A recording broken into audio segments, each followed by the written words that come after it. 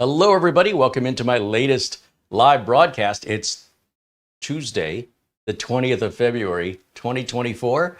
My name is CareyHolzman, and I thank you all for joining me today.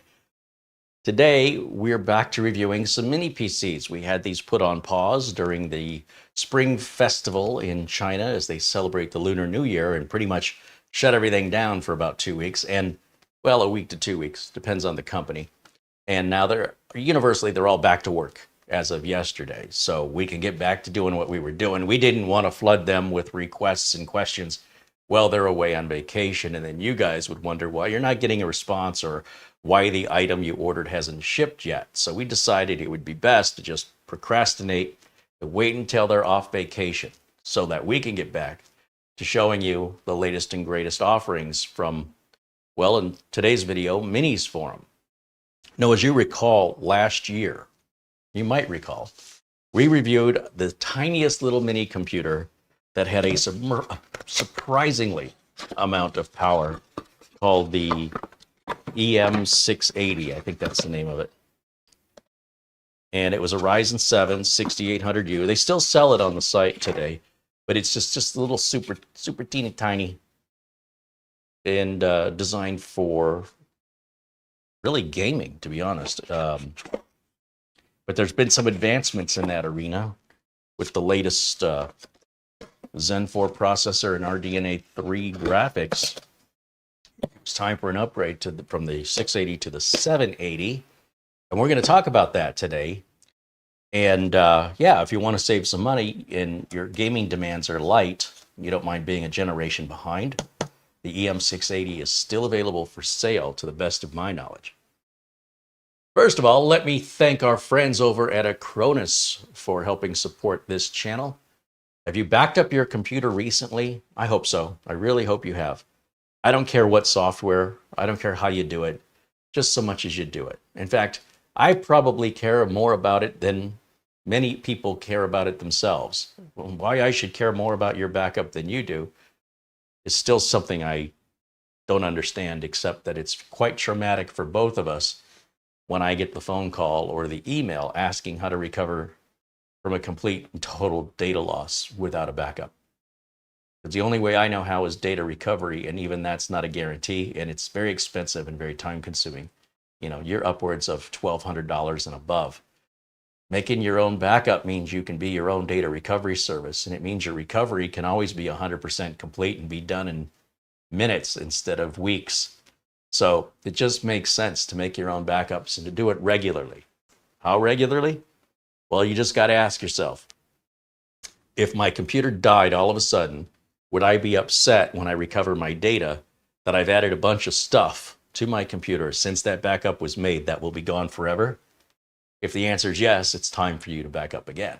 If the answer is no, well, then you can continue to wait until the answer is yes. It's going to vary for each of us and how we use our computer and how much data we add and the difference between the last time we backed up and how much we've done since then, and if you're willing to lose that.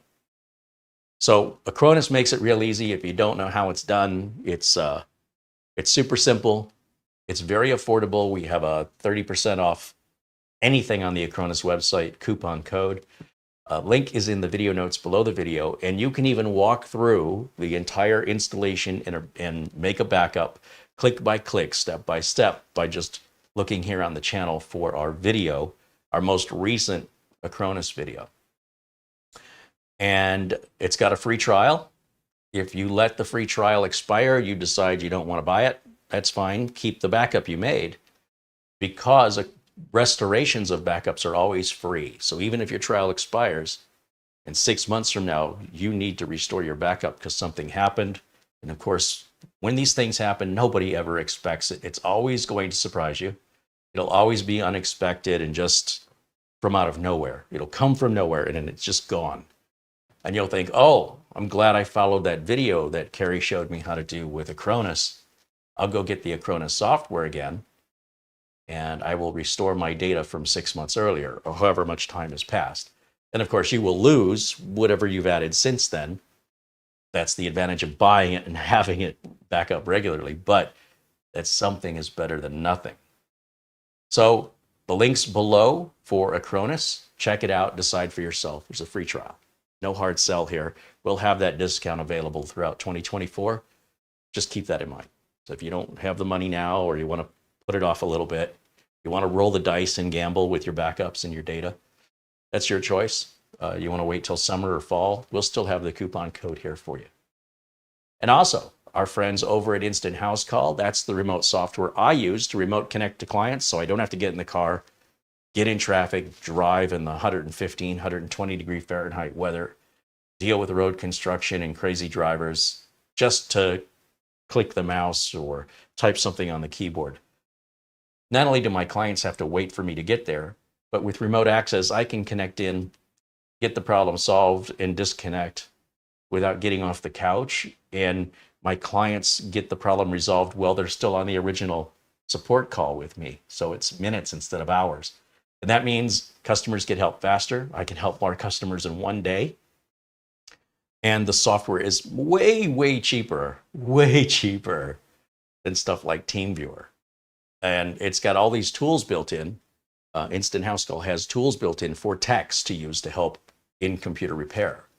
Now, you can still use Instant House Call just like you would any other remote software if you don't need all those tools. It's still cheaper than most. There are some free remote software packages out there, but they have no support. They don't do file transfers. There's a bunch of stuff they won't do. And Instant House Call does all that and more. If you want to see a walkthrough of how to download, install, and use Instant House Call on both the hosting side and the assisting side, or the being assisted side, Corey Fruitman from Instant House Call and I have gone through that entire process. And in fact, Corey is scheduled to be with us this Friday.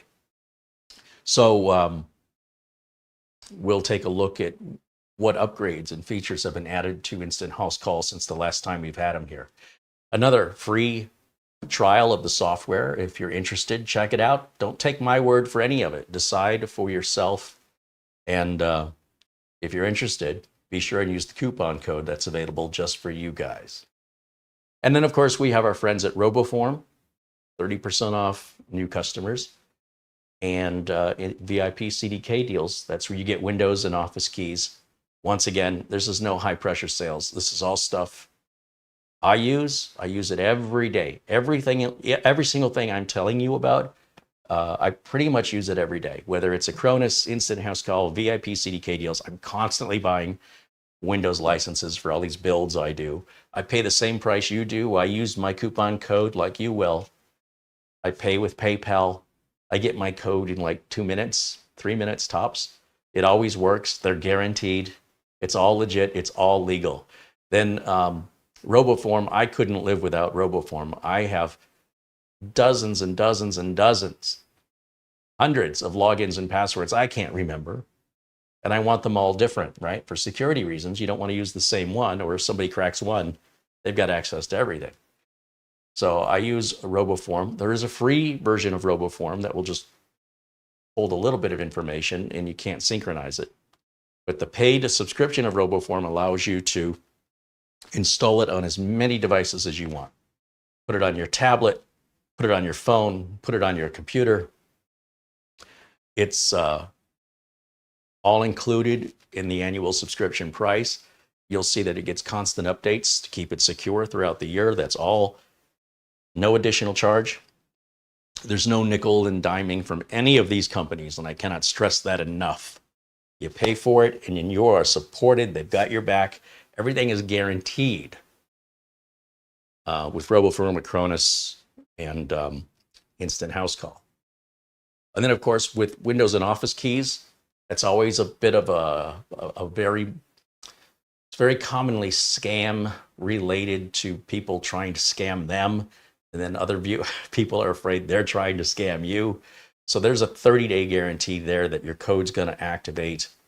That's not to say they're not going to help you after 30 days, but if you buy the keys and then just hold them, and then you go to use them 6 months later and they don't work, and you reach out to them and say, hey, I bought this code 6 months ago, that sounds very scammy. It sounds like you're up to something. So my advice to you is wait until you need the keys and then buy them. And that way, in the rare circumstance that you should have any problem, you reach out to them and they're going to help you. I guarantee it.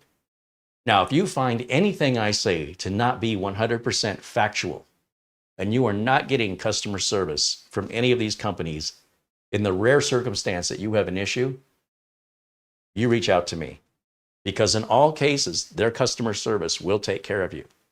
And if you don't believe me, or if for some reason there's a miscommunication and it ain't happening, then you reach out to me directly, and I will make it right. And I don't know any other YouTuber that stands behind their supporters the way I do here. Just like I do in my real life business for my real life customers, I treat you guys no differently. This is not a money grab. These are all useful products that I am trying to get you guys a discount on. And they're all things that I use personally, and I use them on a regular basis. I don't know what else to tell you. We get offers from companies that want to sponsor us, but if they're not products I use or believe in, or if I don't think they're useful to you guys or of value, we say no. We're not in it for the money grab. We're in it to help people. And if we can make a few bucks on that process, everybody wins. So there you go. Welcome in, everybody. Once again, good to see you all. And I'm kind of excited to get back to the mini PC reviews because it's been a couple weeks, given the Lunar New Year celebrations in China with everything being closed.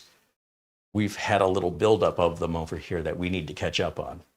And so I wanted to start with one I was really, really looking forward to receiving, and I got it right before they went on vacation, and that is this EM780. This thing is just unbelievably tiny, and you'd think if it's that tiny, it's got to be slow. No, not at all. In fact, we're going to take a look at it right now, and I just want to scroll through the chat, make sure I haven't missed anything here. We'll shout out hello to our friend Frankie B, our friend Buster, our friend Oystein, our friend Gregory Howard. I don't know if they're in the chat, but a shout out to them because those gentlemen have been extraordinarily generous to the channel. And without them, the filler content that we make would not be possible. These units from Minisforum, they're sent to us in exchange for a review. There's no contract. I don't have to submit these videos to Minisforum for approval. That's why I shoot live. It's honest. And what I've started to do in order to save time is I make sure that everything works properly and get them updated so that we're not sitting here waiting on these updates in this slow internet connection at Studio B. So that's all I've done. That's just the full disclosure so you know exactly where I'm coming from. And the Minisforum EM780 is, again, going to look very familiar to the EM680, but the internals are a generation newer. And in the box, of course, we have a little card here with tips, a little caution about the not removing the CPU cooler. They use liquid metal on the CPU cooler. Minisforum does. And it has to be applied in a very special way. So if you take that CPU cooler off, it'll be almost impossible for you to get the liquid metal sealed properly. And what happens when it doesn't seal properly is it doesn't work efficiently and it starts to oxidize and will actually be worse than regular thermal compound. Working with liquid metal is no joke. And I strongly recommend you follow their advice and leave the CPU cooler on. Do not repaste this. You will make it worse. And then, of course, we have a little documentation, a little manual. Now, in the box, as we dive down in here,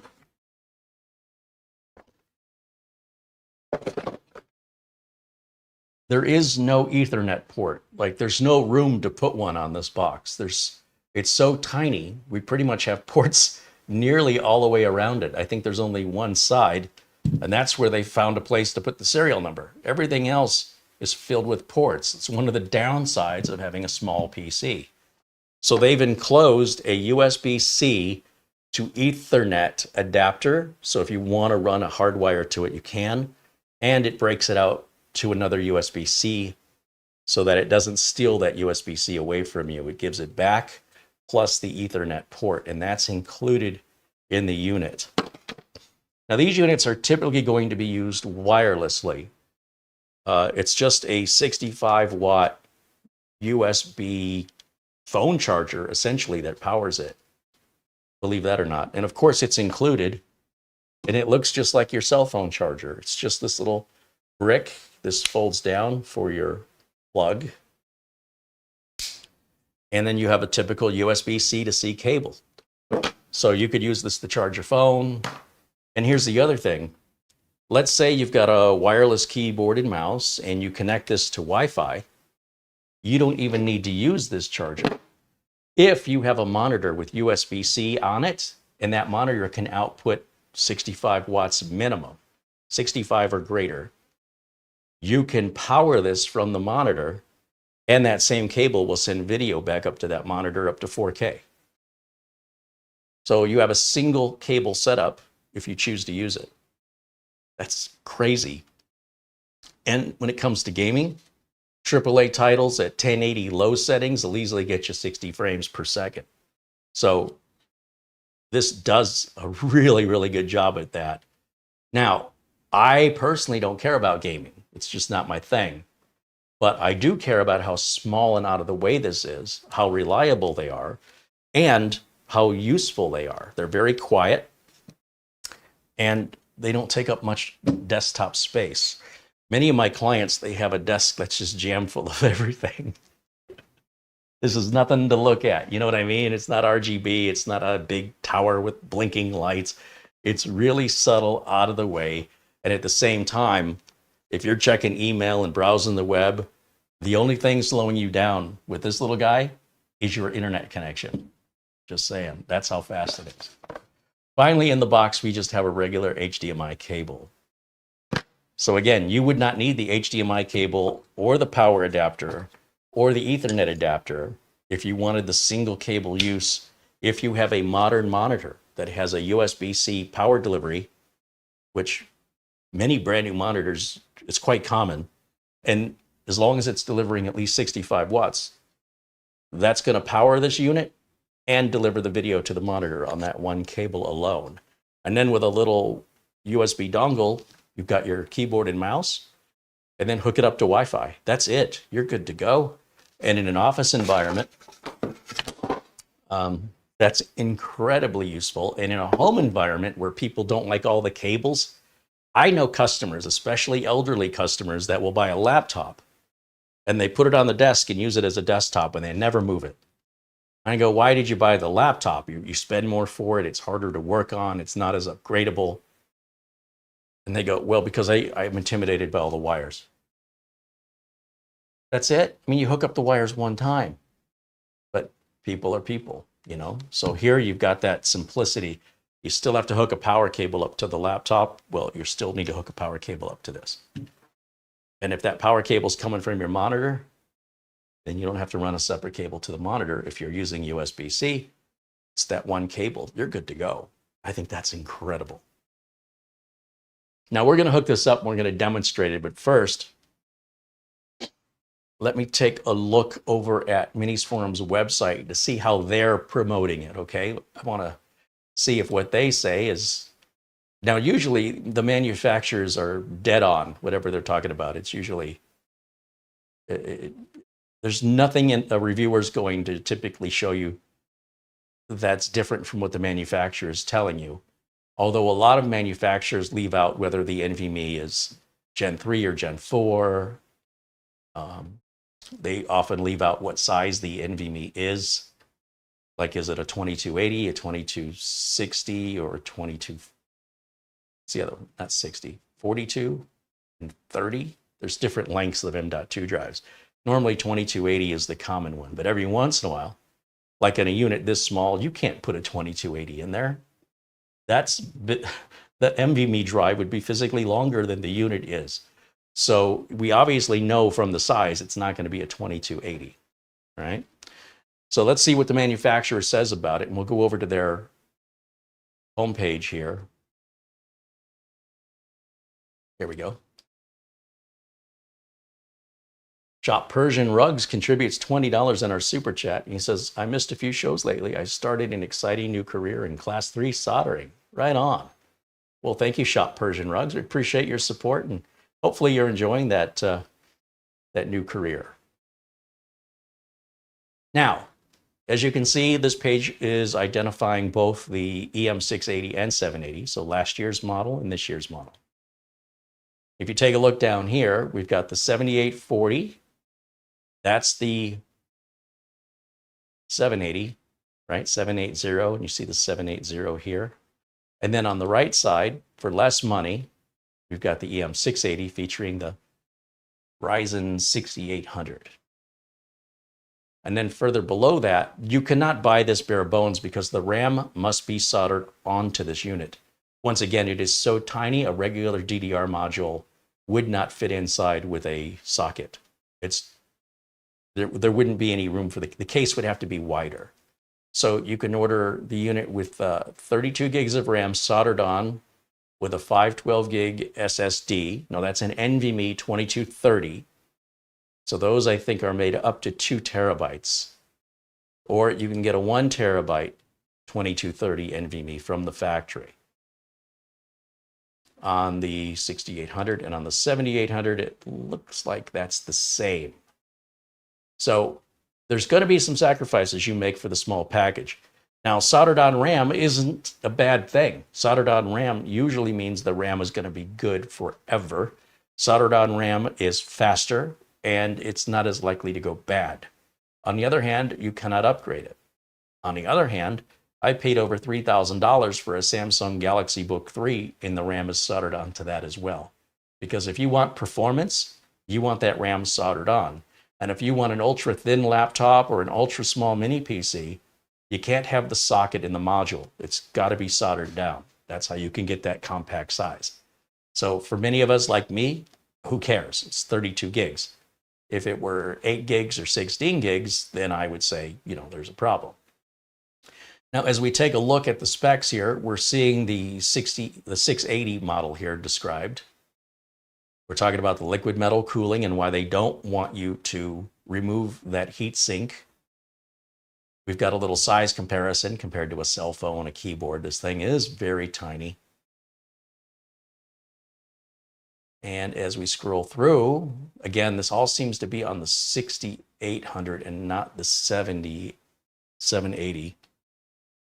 You'll see that's how the RAM is soldered down. It is DDR5 RAM in both cases. TDP is just 28 watts. The most you're ever going to draw from the wall is, well, it's a 65 watt power supply. So obviously you can't draw more than that. There's the exploded view of the unit here. And as we scroll down,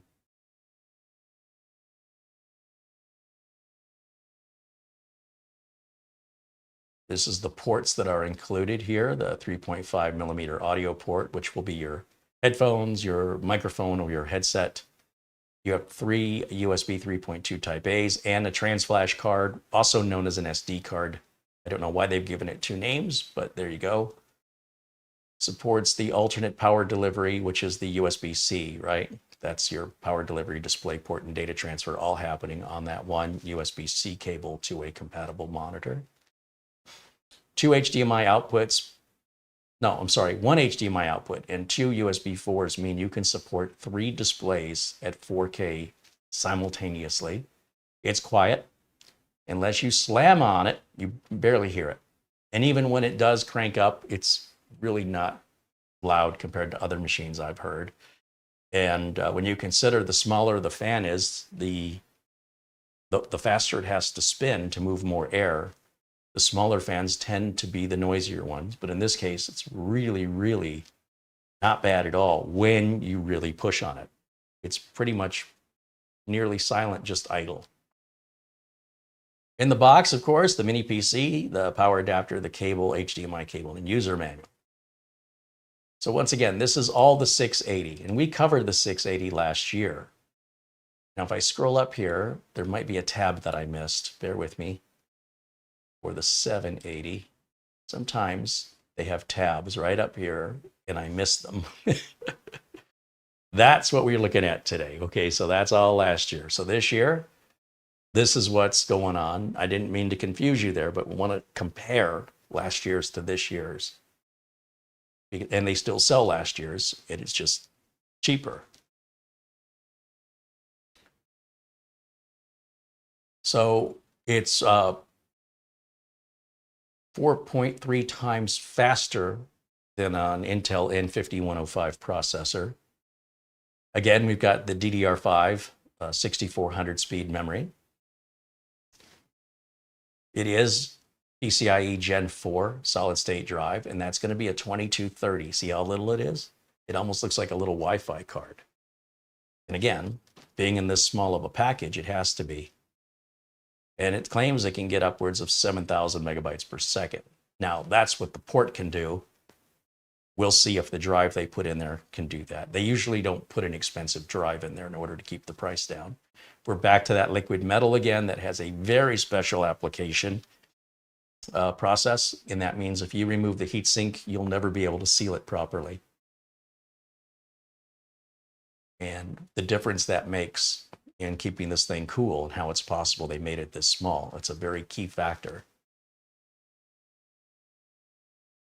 Once again, you look at the ports, they're very similar. The 3.5 millimeter port there for audio, the 3 USB 3.2s, the trans flash card, the power delivery 1 cable that I've talked about. Again, it's a lot of things are shared between the two models.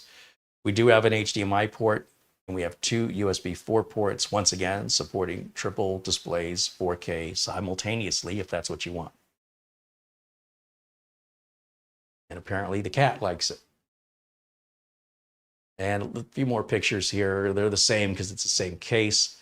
Here's what's in the box, more or less the same, except it includes this adapter to go to Ethernet, which is really nice. Now, there's no bare bones available here. Once again, the RAM is soldered on. So let me go back to, oh, I know, Minisforum has their own little video on YouTube channel here. And if we bring that up,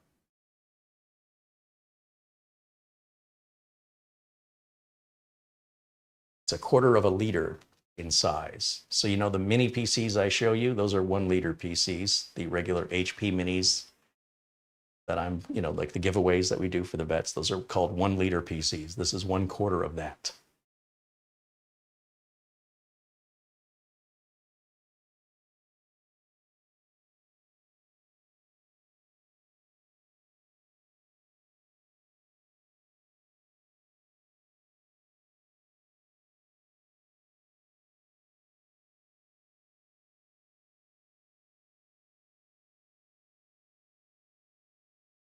So that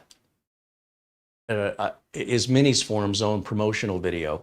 And if you're interested in their products and the new products they have coming out, and you want to be the first to know about them, be sure to subscribe to their YouTube channel. Barely anybody is.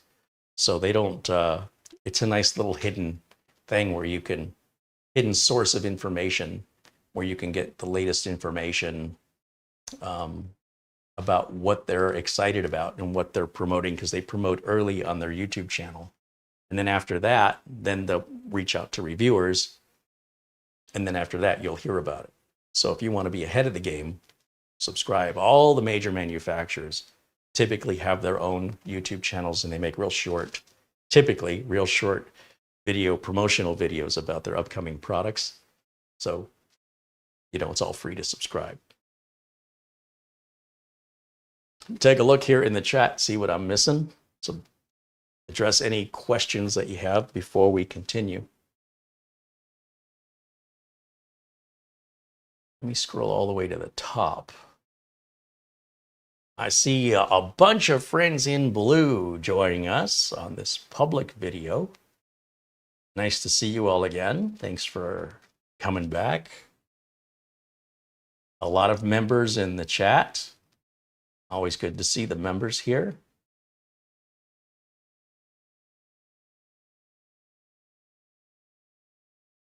Les Stevenson says hello from Toronto.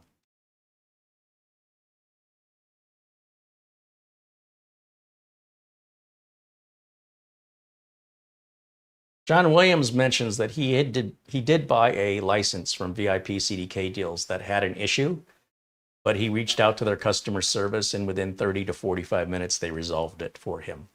That's what I'm talking about. You know, there's no risk here. There's no, If I'm promoting it, you need to know everything's guaranteed or I don't promote it. I don't know other YouTube channels that do that. They're just trying to sell stuff. If you have a problem, that's your problem. We're a community here. And if you have a problem with anything that I promote, or even if you have a problem with a computer, we're here to help you. We got your back here.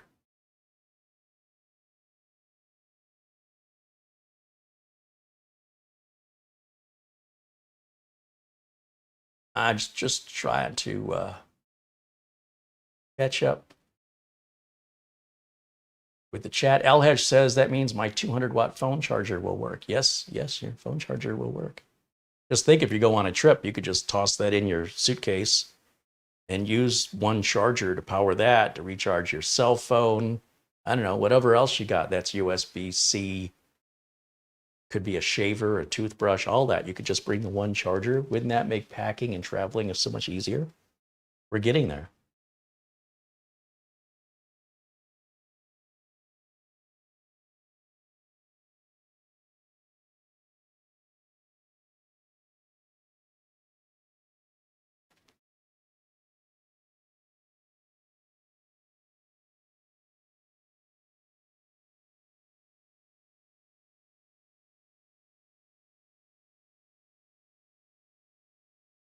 So many friendly people here in the chat. I was going to say friendly faces, but I guess I can't see your faces. Let's see.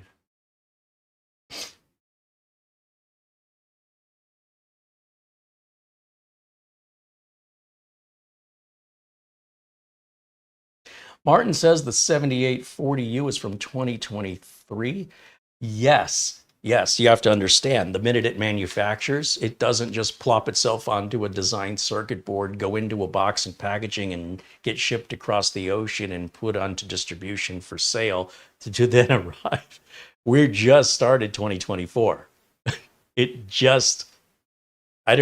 remember? It was 2023, just a couple weeks ago. So of course, in order for us to have this 2024 model, and they do this with cars too. The next model year is designed the year towards the late part of the year before. So I'm sorry if you misunderstood how the industry works, but it is a really recent and new processor from AMD. And so if we were 3 days into January, and of course everything's going to be from 2023, right? We couldn't get it here. We couldn't manufacture it, design it, do everything I just said in 6 weeks. It's not possible. So this product recently came out and we had to hold back on it. As I mentioned, I had the product about right around the end of January. And so they asked us to hold the review because of the Chinese New Year. So just so we're clear, we're not tricking anybody or making any false statements. This is a 2024 model. Okay. Sometimes people are looking for something to nitpick. And it's like, I don't think you understand.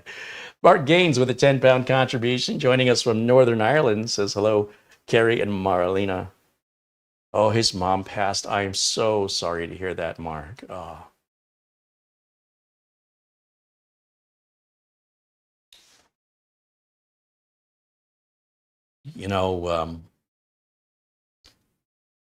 I am not good at saying the right things here because there is no right thing to say as far as I'm concerned. It's a very personal loss. And you'll be in my thoughts today for sure and this week. And I hope that if she was in pain, I hope she's not in pain anymore. And just try and find like I said, it's just try and find a positive side, but loss is loss. So sorry to hear that.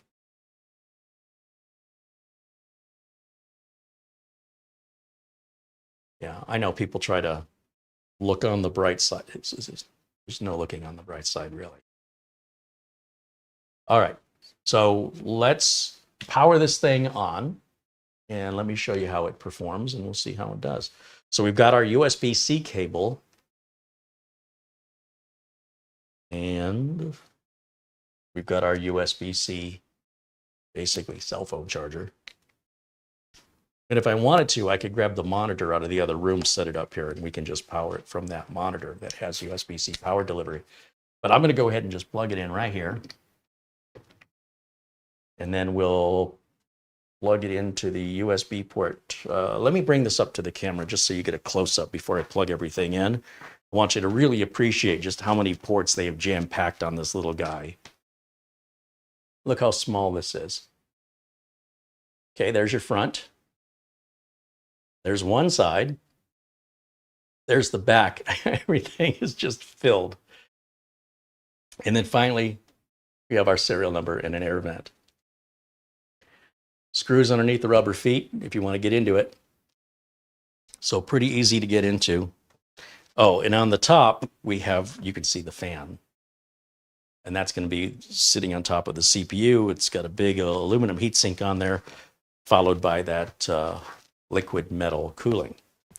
And if I want to plug it into the network, first of all, for power delivery, to power this, we want to use the USB 4 port that's in the back. And we'll use the USB 4 port in the front for our Ethernet adapter.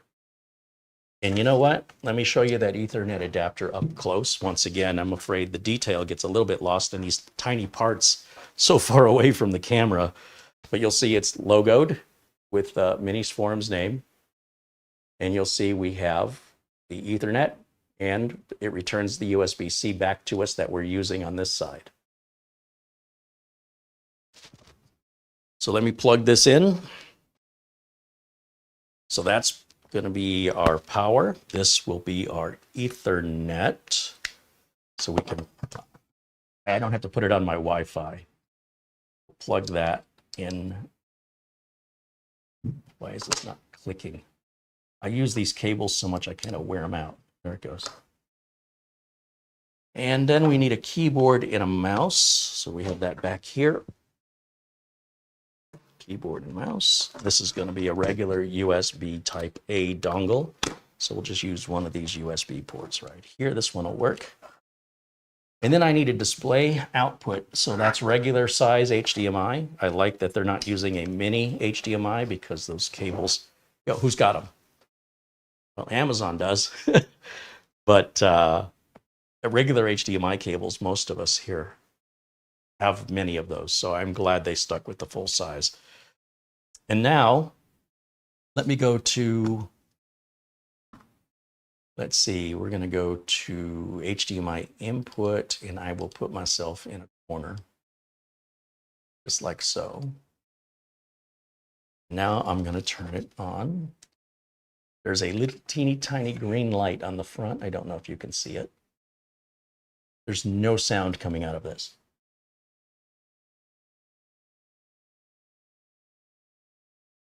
Now, I don't know if you wanted to time how long that took to boot into Windows, but when I tell you this thing is fast, I'll let it speak for itself because it may be tiny, but don't underestimate it.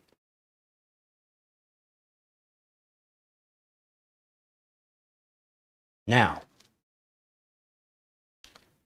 if you take a look, I've run a bunch of you know, the optimizations tools and Windows updates that I do on all computers, and I've done that offline, but that's all I've done it. And I've run Crystal Disk Mark on it already, so we don't have to wait for that either.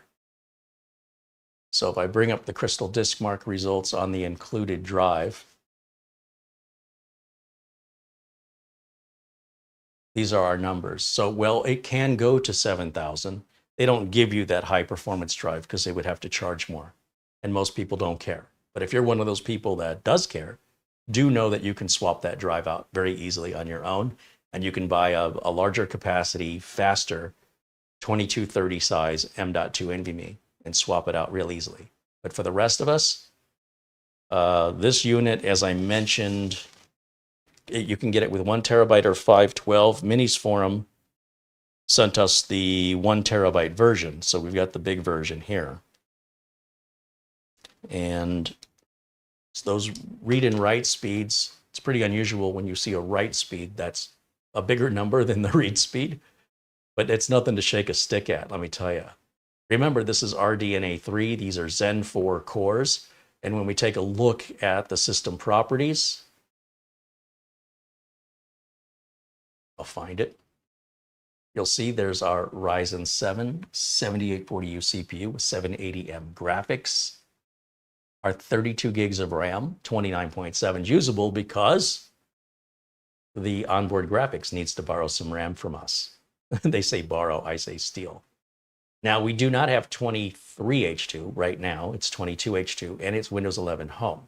All Minisforum PCs all ship with Windows 11 Home. It wasn't always this way, but they made an announcement a couple months ago to let us know that from this point forward, they didn't explain why they ship with Windows 11 Home. Now, most people wouldn't know the difference. It's not like you're getting more performance out of Windows 11 Pro. It's going to be the same exact performance. It's just BitLocker, virtual machines, remote desktop. You know, I wouldn't use remote desktop. I use remote software, and I wouldn't use the VM. I would use a VM software. I wouldn't use the stuff from Microsoft because it's all very basic, simple stuff. I don't use BitLocker, and I don't log into any servers, so I don't need the Pro version. It doesn't matter that it says home. Some people, they have a hang up in their head because in the old days, when you had Pro, you had more features, you had greater RAM capacity, all this other stuff. Well, that ain't the old days anymore. So you could upgrade it to Pro, but you'd be wasting your time and money unless you need one of those 4 things I mentioned. So most people watching would not need that. Now, Windows 23H2 will be offered to us eventually. Like when I go to Windows Update, it could happen even right now. I don't know how Microsoft decides. Or I could force the issue by just doing an in-place upgrade with the installation media of 23H2, which again, not a big deal.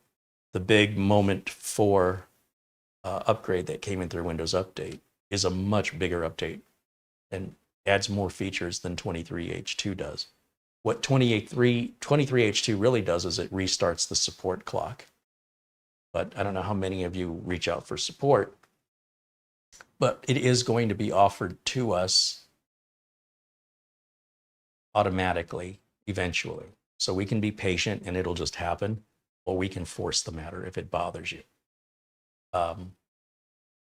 So we do have some updates since the last couple of weeks when I fired this up originally. There's also the AMD Adrenalin software down here, and we want to make sure we're running the latest version of that. We can check to make sure. Anytime you're running an AMD-based computer, laptop, desktop, what have you, without the AMD Adrenalin software, you are not getting the most out of your CPU. So if you're happy with the performance, ignorance is bliss if you haven't put this on, because this will increase your performance. So highly recommended to grab the free AMD Adrenalin software. Just type AMD Adrenalin in Google and go through the installation process if you don't already have it, for AMD CPU owners only. Looking back at the device manager,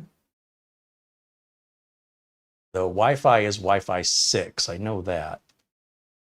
We look at the network adapters. This is a killer Wi-Fi, does that say 6E? It's really far away, guys, from my eyes. 6E. I stand corrected. It is a Wi-Fi 6E. And that little USB Ethernet plug that I just plugged in, that's made by Realtek. That's a 1 gig Ethernet. It's not a 2.5 gig. We are not trying to build the fastest computer. I'm sure that's not what Minisforum was trying to accomplish. I think they were trying to build the fastest computer in this size. And as far as I know, they've achieved it. I am not aware of another computer that runs anywhere close to this that isn't at least twice the size, if not even bigger. Like I say, at the least, it's twice as big. So I think what Minisforum has created here is unlike anything the competition offers. And if that's important to you, because it's important to somebody, you now have options you would not have had if you were strictly buying from a particular manufacturer. Those manufacturers can't touch this with a 10-foot pole. They don't have anything even close. So just keep in mind, Minisforum does a lot of their own designs. And as a result of that, they often get copied. And not always. Minisforum to this day has unique designs that nobody has copied. This happens to be one of them. And while you might find other small PCs, they're like little streamers. You know, they're not full functioning high performance PCs. This stands alone and unique in how much power they put into that size of a package. And I think that deserves some recognition because, quite frankly, it's impressive. If you are in my shoes, dealing in IT for over 30 years as I have, I can't even begin to explain to you what's going through my mind when I see the power in this. When I opened the EM680 for the first time, I thought, here we go again with another N100. You know, I would not personally use an N100. I just wouldn't do it. And, you know, what do you expect for $100 or $150, $200 tops? The N100 is great for somebody on a budget that wants something Windows 11 compliant, and all they want to do is surf the web and check email, watch videos. But for the rest of us that actually have work to do, and you want the smallest available form factor, maybe you want to travel with it, or maybe you don't have much room on the desk, you don't have a whole lot of choice here. This stands alone, aside from its brother, the little brother, the 680. So if you're on a budget, consider the 680, because as I mentioned, when I got the 680, my initial thought was, oh, it's going to be a dog. I was wrong, and I was blown away. And just when you think you're blown away, and that's as good as it gets, a few months later, they announced the EM780, which makes it even more powerful. Oh my gosh, I can't wait to see what they do next. Let me take a quick look here in the chat. If you guys have any questions for me about the Minisforum unit, I am happy to try and provide an answer if I know it. Again, you can game on this. 1080 gaming is very doable with AAA titles with that RDNA 3 graphics on there.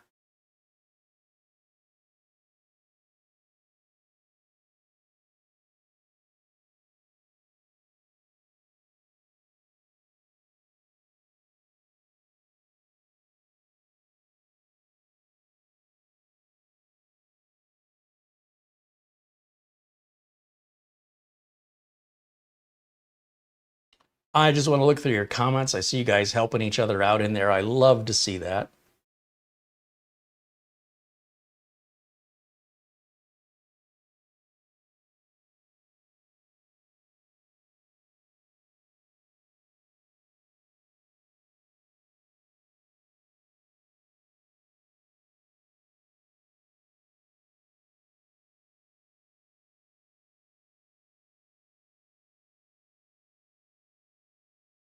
Nev Well says, I love how you can get so much computing power using so little electricity. A lot of Americans, you know, they don't think that way. The minute you get out of America and you get to places where people are more ecology minded or where electricity is far more expensive, can appreciate this thing idling at like 6 watts, which is like, I don't know, an LED light bulb. And it's not until you really start cranking it up that you start pulling the wattage. And if you really hammer on both the graphics and the CPU at the same time, knowing 65 watts is the maximum that that power adapter can deliver, you know they're not going to hit 65 watts. You realize that, right? So you're probably going to get within, I would imagine, a 7 or 8 watt, 10 watt headroom. So this thing probably maxed out is in the mid to upper 50 watt range at its peak at the most. That way you're not overdrawing the power supply, and then you'd have a crash.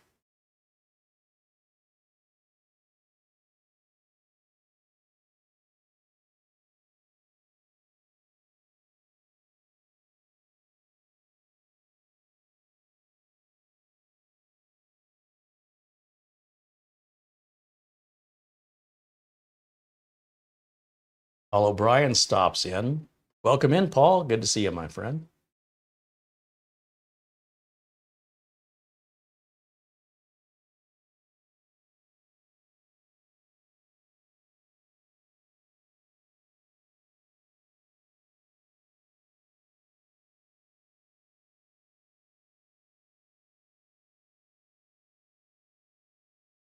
Sherry McFarland wants to know, do you think it would run Adobe CC software? Absolutely, yes.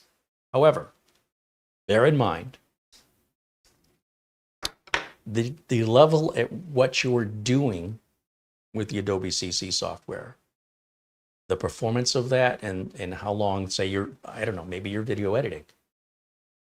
Any computer is going to run that software, any 64-bit Windows 10 or 11, actually Adobe might require 11 now, is going to run the software. Is it going to run it acceptably to your standards? Depends on which of the suites of software you're using and how you're using it. But the short answer is yes, it will. Will it live up to your expectations? Only you can tell me. If you can find one of these on Amazon, I haven't looked. You have 30 days to return it for any reason if you don't like it.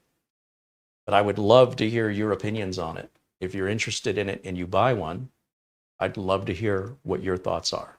Because everybody's experience and everybody's expectations are going to be completely different. And well, somebody might say, well, this thing doesn't compare to a $3,000 tower.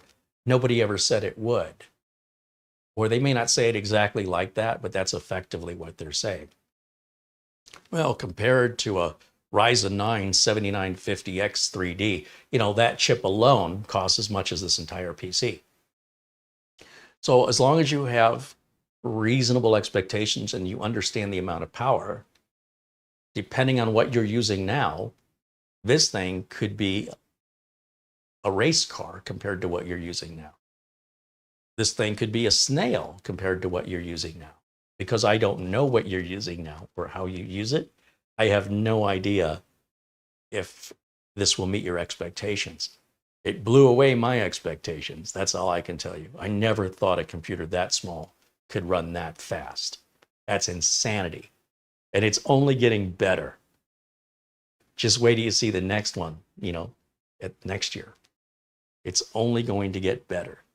Since Minisforum has already shown us they have reused the case from the 680 and just upgraded the motherboard, I love that dedication. So that means there may be an 880 and a 980 going forward. That would be so cool.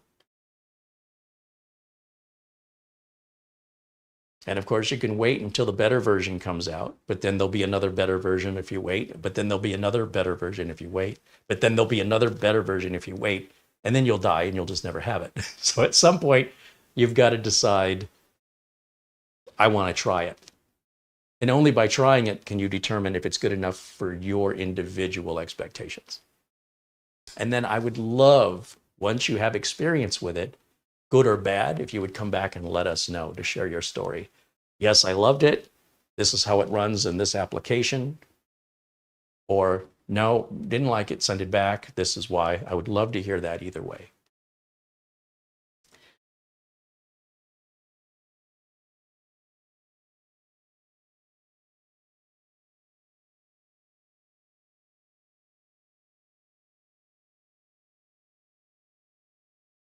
Garfield says, am I correct that one can game on this mini PC? Absolutely.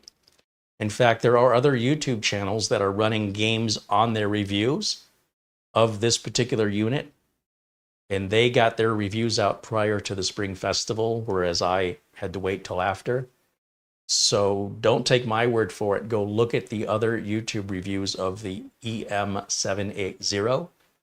And many of them are showcasing screen recordings of them playing games and what frame rates and what settings. So yeah, you can run AAA titles at 1080. And if you put it on low, you can hit on many games 60 frames per second. Now it might bounce around a little bit, right? It may not stay steady at 60, but it's doing it. And it's very, very playable for sure. But again, don't take my word for it. And whether or not Amazon sells it, just go to Amazon, type in EM780 and see if it's available there. I don't know.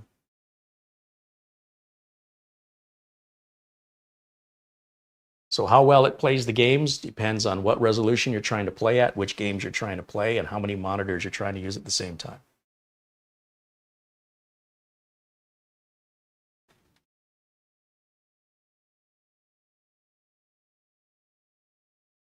David Collins mentions Counter-Strike 2 will do over 100 frames per second. That's an old game. This will play modern AAA games. It will do it on low 1080 settings. Now, granted, you could take it below 1080 if you needed even more frames per second. The fact that it can do it at all blows my mind. And 1080, I can't see the difference between 1080 and 4K. And maybe it's my old eyes. I have a giant projector where everything's magnified. And I thought, you know, the bigger the screen, the more likely I'll notice the 4K. Don't notice it. Looks exactly the same to me. So we all have our own eyes and we all have our own preferences. So again, if you're interested in it, purchase one. If you can get it from Amazon, you'll have that 30-day return window. I think Minisforum also has a guaranteed return, but I'm not quite sure how their process works. I only mention Amazon because I'm familiar with it. And I send things back that I don't like, and Amazon's never had a problem with it.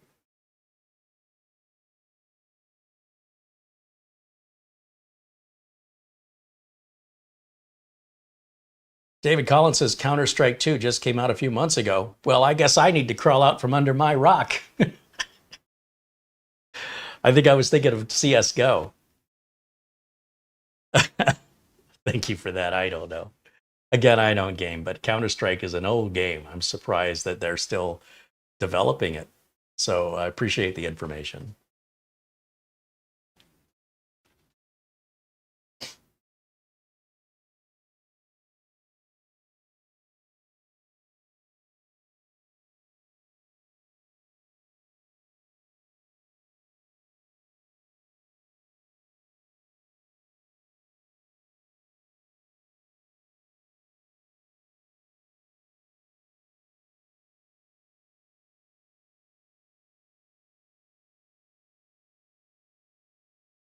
Nev Wells says they pay 30 pence per kilowatt at the moment.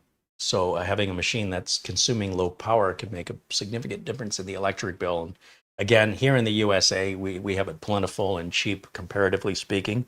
And quite often, you know, as Americans, we only think of ourselves. We don't, if we think of other places, we think they're just like us. But no, there's very different cultural differences and different regulatory agencies and different taxes and, you know, healthcare, something Americans don't get, not without paying for it themselves, and it's grossly overpriced. Don't get me started. Don't get me started on the politics, and don't get me started on the whole import and export fees and tariffs that countries individually choose to impose on others. So yes, I try to keep that in mind. I try to keep other countries in mind, even though I really haven't been to any of them. I go off what I hear from you guys and try to keep that in mind, throw that in there. For most Americans, they could care less how much power this uses. Although there are a few that care, most don't.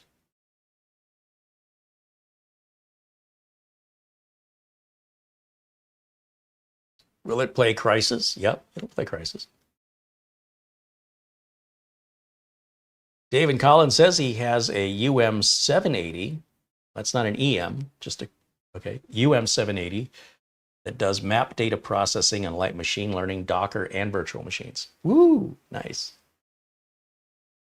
David Collins wants to know if I got an MSO1. You must be new here, so if you want to look through the library, you can see our previous reviews. And we did review the MSO1. Also, another great review of the MSO1 was done by Serve the Home.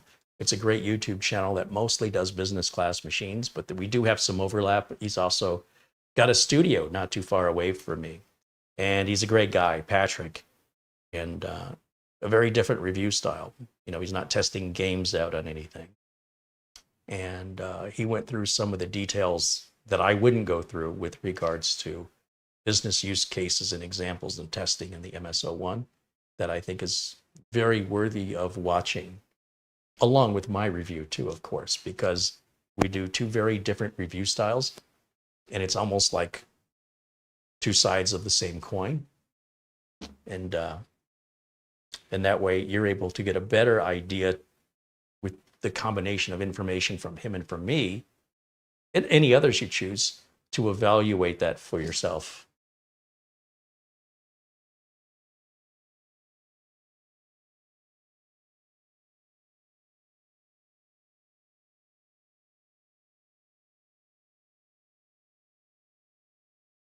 Chris Johnson said the EM780 is available on Amazon at $7.99 with a $160 off coupon. So $7.99 and then minus $160, so it's $640 is $639, which I think is the same price as what it is on Minisforum's channel, isn't it? Not their channel, on their webpage. Come on, get me out of this page. How much is it here? $639 for the 1 terabyte version. If we drop to the 512, why is the price not changing? Oh, $619. So if you want 32 gigs of RAM and 512 gig SSD, it's $619 direct from Minisforum. Yeah, Minisforum says that, by the way, it's only an extra $20 to go to the 1 terabyte SSD. You might as well. And Minisforum says it's a $799 manufacturer's suggested retail price, and they're taking $160 off, the same as Amazon. So yeah, you're looking at around $620 to $640 for a brand new warranty, top of the line, latest and greatest mini PC. Now, if you want to buy last year's model, you can save a couple $100. You're down around, say, for 32 gigs of RAM and 512 of storage, you're right in the mid $400, $470, $469. That's extraordinarily reasonable. Do this. If you think that's expensive, try and build this computer, either one, the 680 or the 780. Buy the case, buy the power supply, buy the motherboard, buy the cooler, the CPU, the RAM, and the storage, and then pay for the operating system to go on it.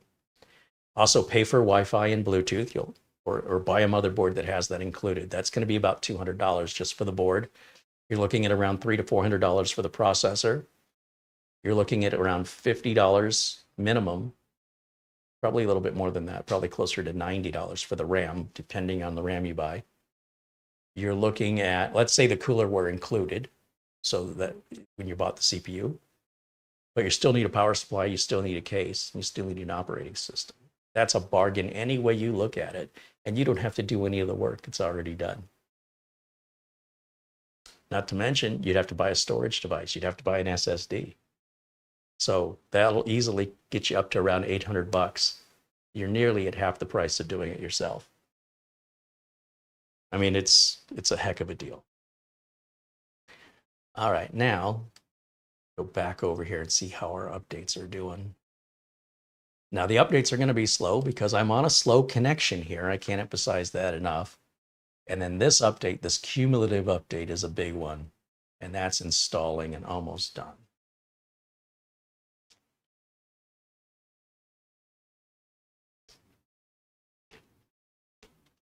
And David Collins mentions, if you're only doing desktop use, the last gen would work great. Any light gaming, do the 7840U. The Zen 4 architecture has a huge boost in graphics. This is verifiable, factual information. And if you're interested in that, I would recommend you do a little bit more research if you're new to this information to make the right decision for you. I'd hate for you to spend more money than you need to when something of less expense would suit you just fine. Either way, they're both brand new and fully under warranty, and Minisforum has been around a very long time, and they're an innovator in the mini PC space, a leader in the mini PC space. They're not some weird company you've never heard of before. Well, they might be a weird company you've never heard of before, but they're an industry leader in the mini PC space. I guess that's the best way to say it.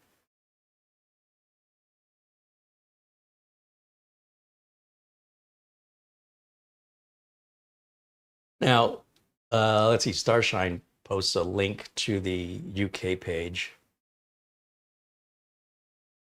The Minisforum has a UK store. I'm showing you the American, the .com, and Starshine's posting a link to the .uk website for Minisforum. So use which one is appropriate.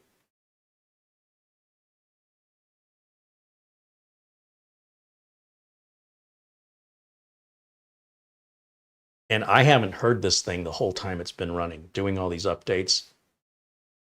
If there's a fan running, and I'm sure there is, it's very, very quiet. And again, if I were to slam on this and, you know, really push it hard, which again, most people wouldn't do that consistently for an hour. But if you were just doing a normal, say you're playing a game and there's sections of the game where it's more CPU and GPU intensive, you're going to hear that fan ramp up, and then you'll hear it cool back down or slow back down again as it cools down. Minisforum's just nailed the cooling with their liquid metal application and the way that they're doing it. And again, that's why they advise you, do not separate that heatsink from that cooler, or you're going to break that seal and you'll never be able to seal it right. You don't have the tools for it. They have special equipment they use. So you could remove the liquid metal and use regular thermal compound, but it won't be running as cool as it's running from the factory. So if you want it to run as cool as possible, leave it alone. Don't try and make it better. You will only make it worse, guaranteed. It's really designed to be taken out of the box, plug it in, and get your updates and start using it. You know, the Windows 11 Home is already installed. All you have to do is go through the out-of-box experience by setting up that final set of questions about your region, language, and username, whether or not you want to use a Microsoft account. It's all very, very simple, and everything's done for you, so you don't have to do that. Now, if you wanted to put Linux on it, you certainly can. If you wanted to make it a Steam box, you could totally do that. I mean, this thing's smaller than a game controller, for crying out loud. And it's got all of this capability. Now, don't mind me, I'm going to grab a cold Gatorade. Now, again, if anybody has any questions regarding the Minisforum PC or mini PCs in general, I'm here to answer them.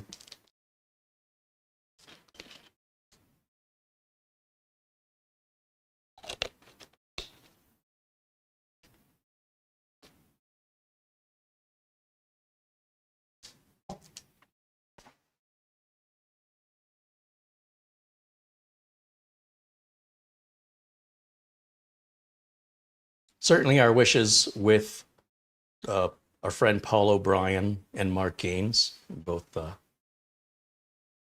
dealing with some sadness.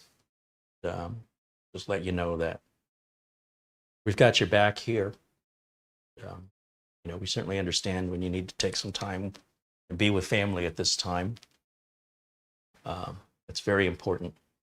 And of course, kind of consider us a big family here too. So don't stay gone too long.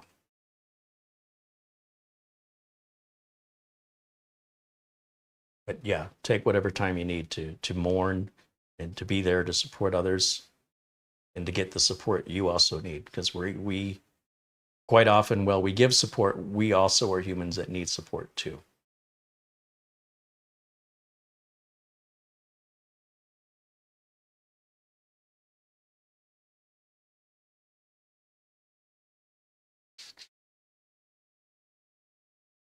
I'm not seeing any more questions, so we might wrap this one up early.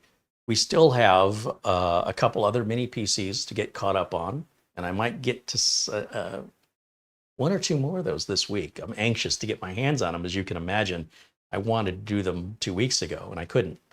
Well, could have, but I was being respectful of the Chinese holiday. I also have a QNAP NAS I want to review.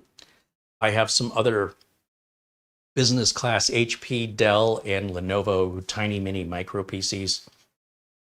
And I want to compare them, you know, one HP to another, one Dell to another, one Lenovo to another. And I'll likely do that in 3 separate videos. Otherwise, it's going to be a 6-hour long video. But these are the business class machines, very commonly seen here as giveaways to the veterans, but these are just newer versions. You know, they're Core 10th gen, you know, Core i5s and Core i7s and Core i9s. And also, surprised me to know that AMD makes AMD-based 1-liter business class mini machines. And the reason I want to bring awareness to these is they can be often found off lease for sale on places like eBay and Amazon for a fraction of what they cost new. And so if you're on a budget, let's say you've got $200 to spend and you need a new computer that will run Windows 11. You know, the giveaways that we do, those are $100 off-lease computers. They're several years old. They're 6th gen Intel. They will not run Windows 11. They're not Windows 11 compliant. You need an 8th gen or newer Intel chip, at least in the Intel world. And I did mention to you that if you just wait, those 8th gen chips, as they age, they're going to become more affordable. Right now, you can buy an 8th gen HP mini off-lease business class computer for under $200, and you've got your Windows 11 compatibility. You know, it'd be an i5 8500T. Whether or not it comes with a storage drive or with Wi-Fi varies based on the seller. Sometimes the sellers strip that stuff out. Other times they don't. Sometimes they don't include the power adapter. And some sellers will want $10,000 because they're jerks. And some sellers will sell it for $100 or less. So shop around. And, you know, if you don't need it today, visit the site daily because new sellers show up. And when the new seller has something and, you know, they've got good feedback that shows they're not a scammer, you know, that they have a history on eBay, that's a pretty safe purchase. And you can find some really good deals if you're patient, put it on your watch list. eBay will email you anytime a new one shows up, because when they show up and they're a really good price, because there's so many buyers on eBay, so many shoppers, it'll go quickly. And then if you want to pay the middling price, that'll be the price you see the most often. And then there'll be some jerks that are way overcharging. So I don't want you to get taken advantage of. But I think that would be better to get, say, an HP mini business class PC that's a 8500T Core i5 and put Windows 11 on it for under $200 versus going and buying a brand new, say, N100 class PC. You'd get a much better PC out of that mini HP, or HP mini, I mean to say. The HP mini is super reliable, easy to work on, lots of upgradability on it. And you're going to be buying it locally. So a lot of the mini PCs, they ship from China. Sometimes support can be frustrating, the language barrier and the time barrier. So if you're on a budget and you're looking for a Windows 11 compliant PC, start at 8th gen and go forward from there. And as we get closer to the end of Windows 10, which isn't for another year and a half, you got plenty of time.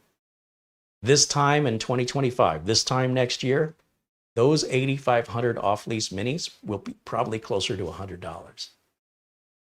So I want you to think about that. And those 6500 Ts that we're using today, they're going to have a hard time selling those because that'll be for people that want Proxmox servers or Linux, you know, home lab stuff. You won't, once Windows 10 expires in October of 2025, and certainly at the beginning of 2026, you're not going to be wanting to run Windows 10. And if you have a machine that's not Windows 11 compliant, and you put it on the internet anyway and ignore it, it's your identity. You know, it's your bank that gets emptied. It's your credit that gets ruined, potentially, not mine. I can't tell you how important it is to put a supported operating system. I don't care if it's Linux. I don't care if it's Mac. I don't care if it's Android. It's got to be supported or you are jeopardizing yourself, your identity, your money. All you've got to do is Google identity theft or hacking. It gets worse every year. All the people that live in denial that it's not going to happen to them, they all say the same thing. Oh, it's true of people in jail too. They were never going to get caught. And yet look how full the jails are. Do you want to be one of those people? It's your choice. You know what I'm saying? I'm just trying to help you.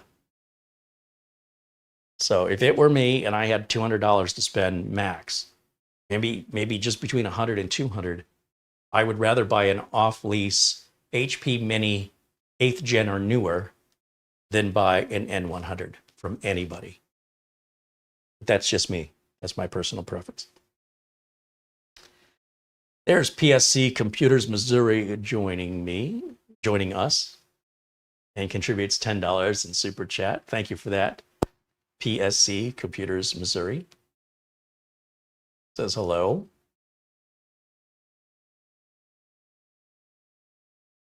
John Famlor says, am I supposed to make sure the seller says the used Mini has a Windows activation already in the BIOS? If it comes from HP or Dell or Lenovo, the sellers don't know in most cases. The sellers aren't technical people. The sellers are people that are just moving equipment for a profit. They're in it for the money. With few exceptions, don't expect sellers to have any technical info. As a technician, all HPs, all Lenovos, and all Dells will have the keys embedded in the BIOS. And so all you have to do is install Windows. Now, make sure that, if you install Windows 11 Home and it doesn't automatically activate, that's because the onboard key is for Pro. And if you install Windows 11 Pro and it doesn't automatically activate after visiting Windows updates, then it's a Windows 11 Home. Even if it came with Windows 10, that still auto-activates Windows 11 without a key.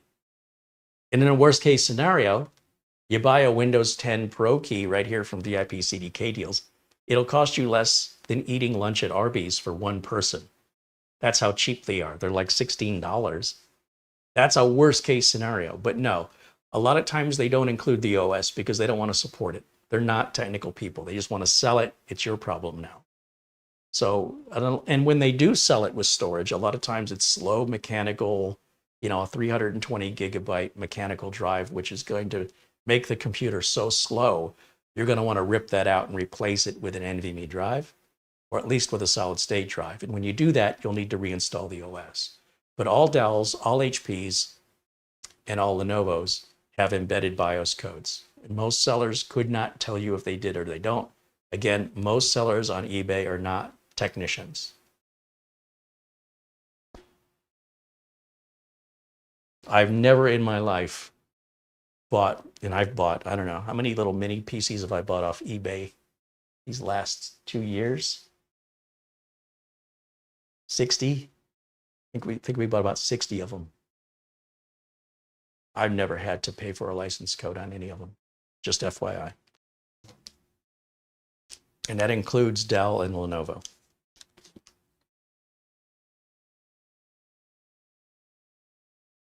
So what you want to watch for is whether or not it has included Wi-Fi. They all don't have Wi-Fi included. Sometimes they don't even say, they don't even talk about it. In that case, you want to, if that's important to you, you're going to want to email the seller through eBay and ask them if it has Wi-Fi. They should be able to answer that question. And then look and see if it includes RAM. You should get at least 8 gigs of RAM, and that's plenty. Honestly, for these little computers, for under $200, 8 gigs, you're going to be scooting along just fine with an SSD and 8 gigs of RAM and Windows 10 or Windows 11. Just, yeah, you will be very impressed. And then if you're able to free up some more money later on, it's very easy to upgrade the RAM. You put 16 in there, 32 or 64. Super easy. No tools are required. You can do it all with your hands. Those machines are so easy to work on.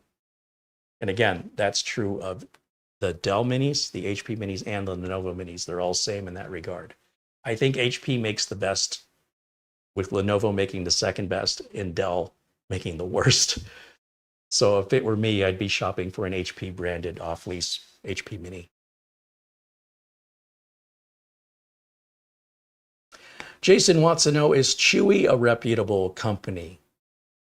Well, I'm not a fan of Chewy, if that's what you're asking.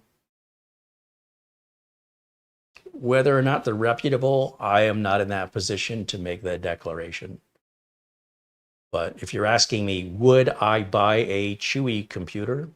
No, I don't think I would.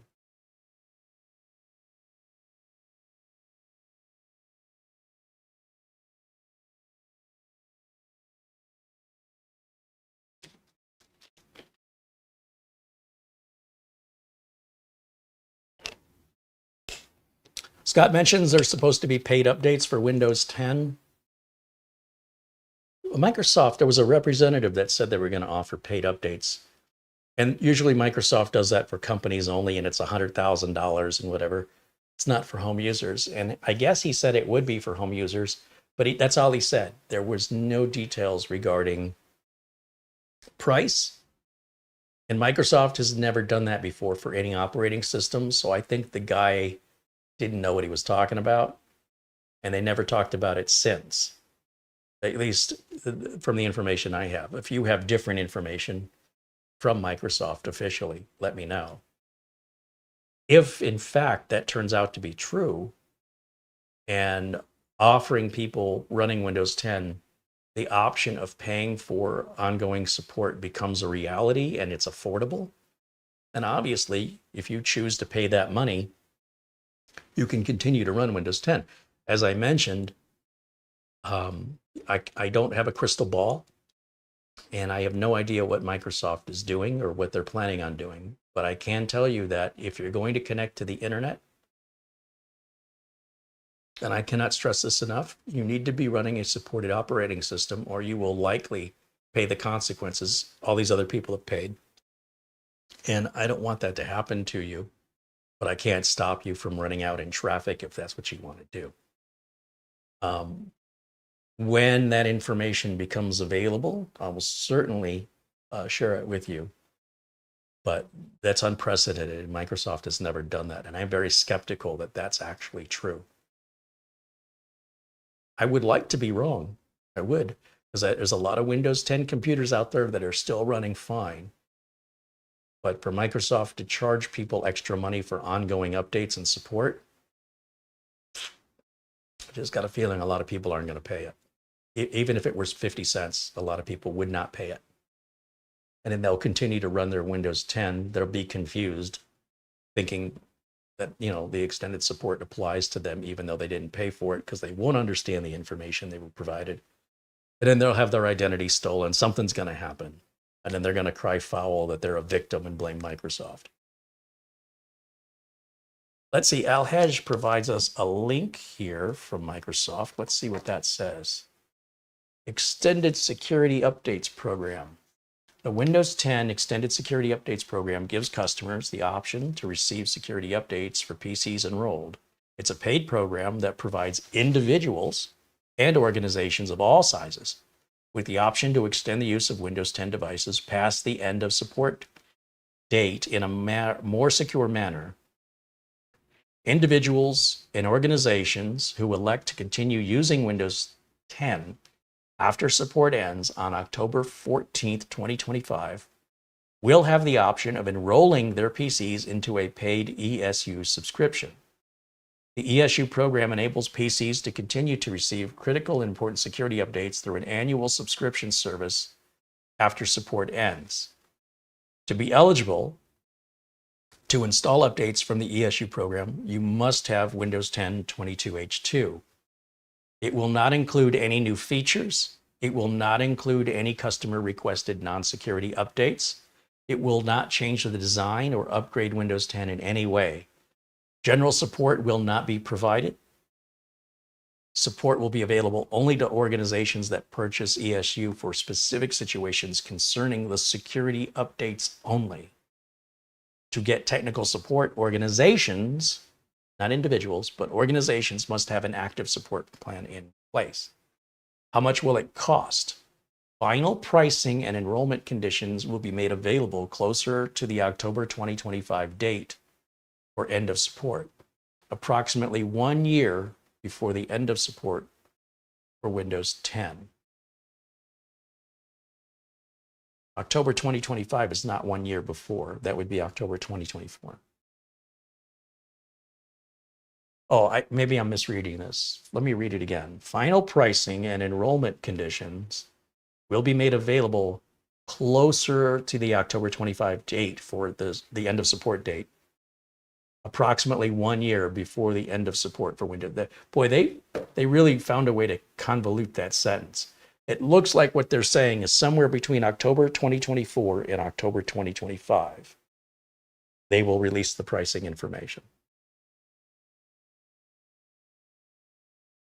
If you are a Windows 365 customer, not an Office 365, if you're a Windows 365, it will be free.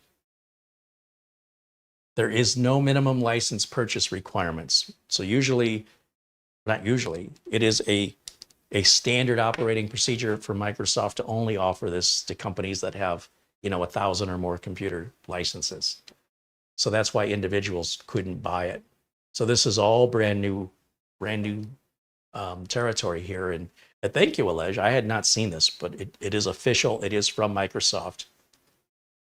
Can you purchase the extended service for just a specific period of time? No.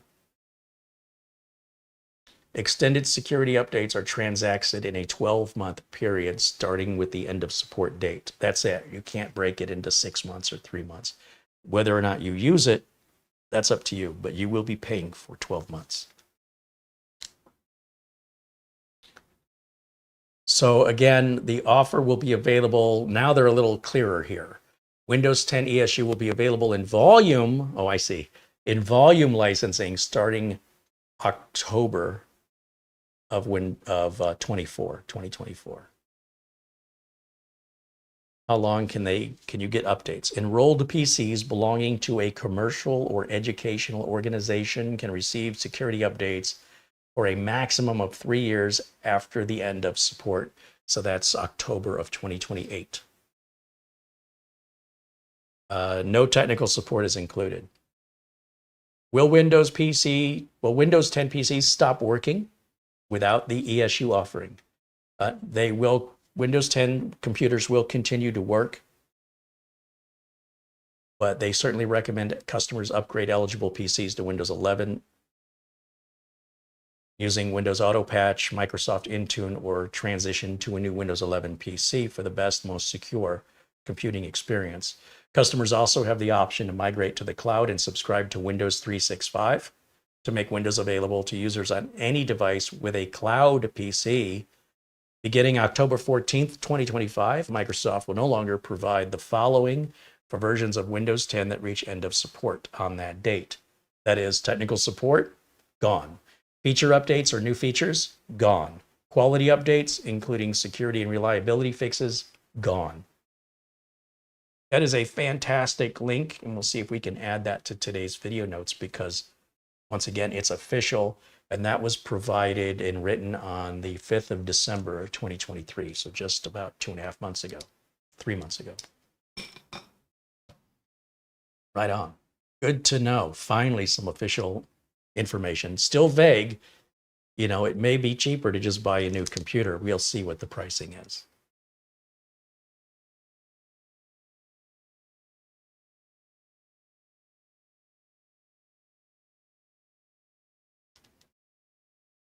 Mats Olov contributes 100 Swedish kroner.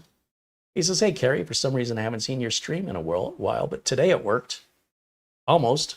In other words, a long time ago, but I've seen the replays. Well, thank you for the contribution, Mats Olov, and thank you for joining us. I don't know why I didn't see the streams. Every Friday we are live at 12 p.m. Pacific time. So, and if we broadcast during the week or on the weekends, we typically also have the same start time. So if you're ever curious, because I'm not sure what the time zone difference is there, but just pop into the channel and hit the live tab on YouTube for, when you go to this channel, there's a live tab, and see if it's broadcasting if your subscription notifications aren't working. And do that right around or a little after 12.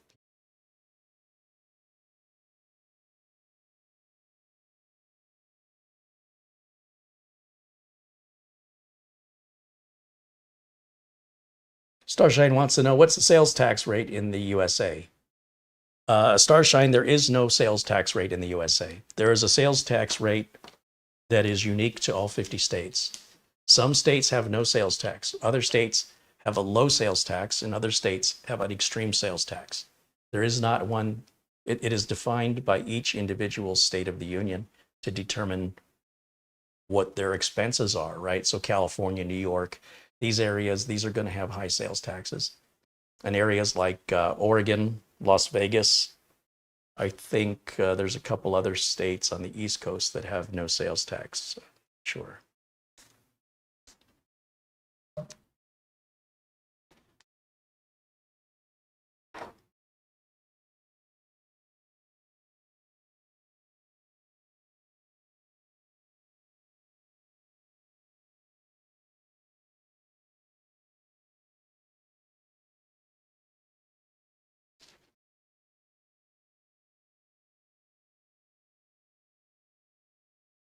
John Famler mentions on the HP mini PCs, they have an option of a mechanical or 2.5-inch drive caddy.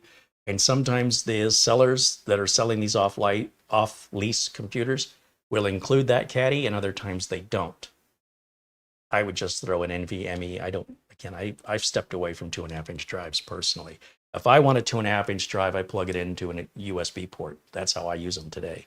Whether they're mechanical or their SSD, I don't put them in. They're too slow compared to NVMe drives. And NVMe drives are quite often cheaper. Go figure. John Williams mentions he just got his taxes done, and they were using an HP mini desktop PC sitting right in plain sight. These are business class machines. They're no joke. These aren't the kind of things that they sell to consumers at Best Buy. They are far better built, and they are held to higher standards, and they cost a lot more money than, when they're new, than the stuff that consumers buy new. So getting this off-lease stuff from businesses, it's all superior equipment that businesses use. And like I said, they pay a lot more money for it. So when you can get it off lease, in my opinion, as a service technician, you're getting a far better built, far better performing, and far more reliable computer than the junk they sell to consumers.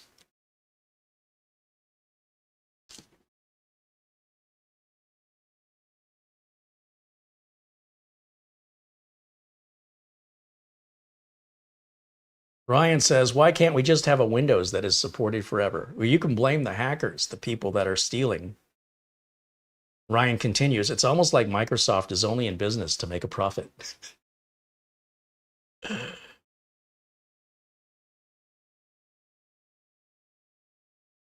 James Prezi says, that's great, important information, Carey. Thank you for sharing. Well, thanks to Alhedge for sending us that link.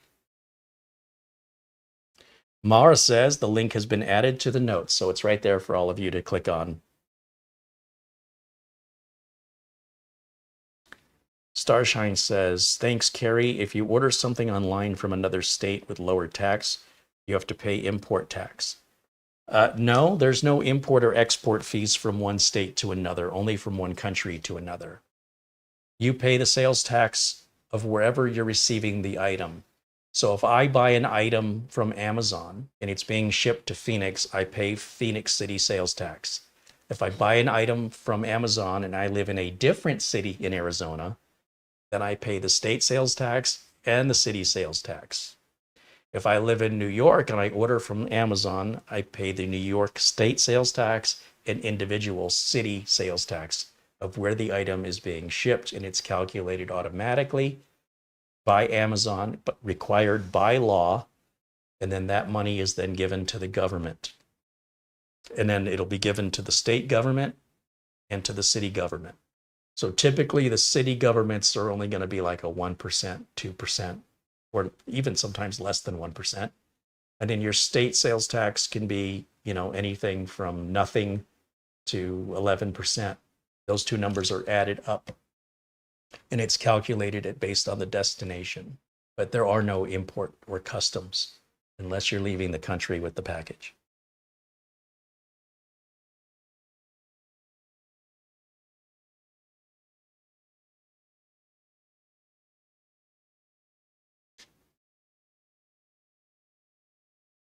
David Graham says, time for a new tea party. I mean, you're not wrong. Bull142 wants to know if he could buy a mini PC that'll mow his lawn. I bet you could build a Raspberry Pi that could do it.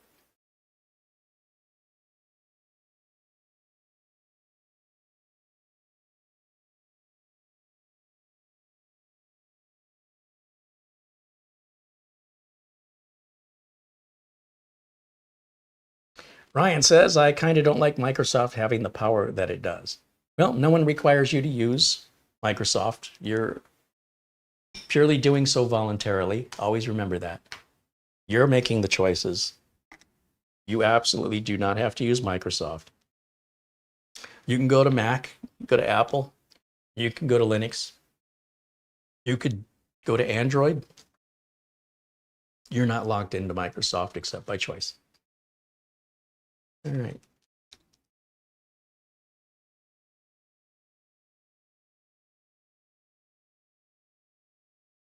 Jason wants to know if I have any favorite brands of mini PCs as far as quality goes. Of course, yes. Minisforum is right there on top, not only for quality, but for originality, right? To give us something different. Why is this still installing? Is it stuck? Sorry, I'm just realizing that's been there for a while. We're not locked up, are we? No, that still works. That is taking a toll. Wow, that is a big update, apparently. I don't know what the heck it's doing. I do have a preference. So when it comes to buying mini PCs that I will put into play for, let's say, a business client, I'm going to look for a NUC. So my clients, many of my clients run original Intel NUCs. Let me go full screen. Give me a minute here. Here we go. So the Intel NUC, I think, is the thing to be measured against. And when you look at Geekcom, their machines are very similar to the original Intel NUC. So are Simply NUC. These are also quite expensive, but they're expensive because of how well they're built. And they're also great quality, in my opinion. We've compared the Geekcom, the IT11 to the NUC at the time when Intel was still manufacturing NUCs. Side by side, and they were almost indiscernible. If you took the label off the front, you would know which one was which. ASUS is now the licensed manufacturer of NUCs and will be the supporter of the NUCs, but it's a non-exclusive license, meaning that Intel still owns it, and other manufacturers may choose to license the NUC naming from them as well. When it comes to just, again, the machines that I would buy for myself, Minisforum is going to be right there, right up there with NUC and Geekcom. But Minisforum is going to be the only one of them that really innovates. Intel started innovating the NUCs, making them this big so you can put a full-size graphics card in them, which to me isn't a NUC anymore. So I'm kind of glad, that Intel's sold that off, because quite frankly, they were just getting bigger, whereas Minisforum's going the opposite way of anybody, quite frankly. And of course, Beelink has some great offerings. Despite the hiccups in the road with Ace Magic, for the price, I think that you can get a really good value, but I don't think you're getting the best mini PC. But I also, I know with the recent issue that they had with a contractor, that's been resolved. And Samsung TVs were spying on people. Sony CDs had viruses on them. There are much bigger companies that went through something on a bigger scale of customers than Ace Magic, and yet, that's the outrage of the week.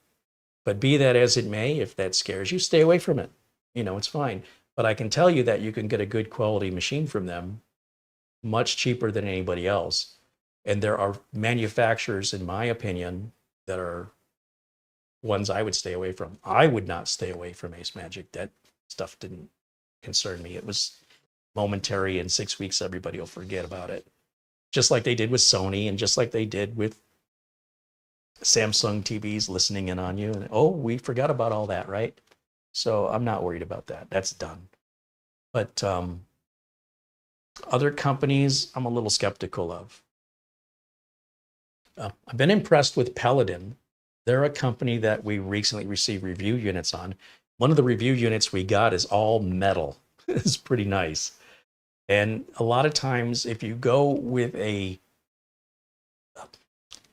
non-name brand, you can save money. You know, when you want to buy a Sony TV, you pay extra because we call it the Sony tax because it's got the word Sony on the front. And look, Sony makes good stuff, but so does Samsung and LG. So why pay more for the Sony if you can get equivalent or better from a manufacturer that doesn't charge you that name brand tax? In much the same way, Minisforum has a sub-brand called Codlix. Who's ever heard of Codlix? Well, you know what happens when a company is trying to establish itself in a competition filled with other name brand companies? How can they win your business except by lowering the price? So if Codlix is made by minipcs or made by Minisforum, you can effectively get that Minisforum quality without paying the Minisforum name brand fees because Codlix isn't known here in the USA, and as a result, they have to lower the price to entice you to buy. So the quality between Codlix and Minisforum is basically the same. But you might be getting more for your money in that range. Also, it depends what you want to use the mini PC for, right? Because they have mini PCs that are far more upgradable, and some are, you know, this big, and some are super tiny, and some are designed for gaming, and some are designed for business. Some you can have a RAID array in, and others you can't. Some you can build a NAS out of, and some you can't. So when it comes to certain categories, then I have different favorites depending on the category. So asking that question is quite complicated. If you ask me what's my favorite topping on a pizza, it depends where we're getting the pizza from. At a certain pizza place, I like it with this topping, but at a different pizza place, I don't like that topping over there. So I'll order it differently. So it's not like saying they're all the same. And so because of that individuality, that's what makes this so awesome, is unless you want to live in a world of Apple computers where everybody's the same, you have all of these options to accommodate your budget, your needs, your expectation, with a variety based on size, upgradability, performance, price, ports. I mean, it just goes on and on and on and on and on. And in any combination therein, just literally millions of different variables that make all these different combinations possible. Which one's better? The one that you like is the one that's better for you.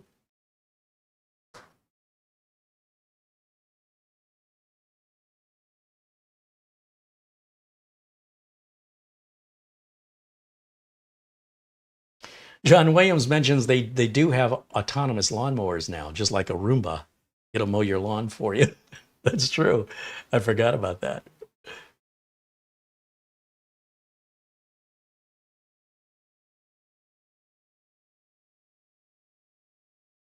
Ryan says he remembers was Zenith was equal to or better than Sony. And Magnavox, where did they go?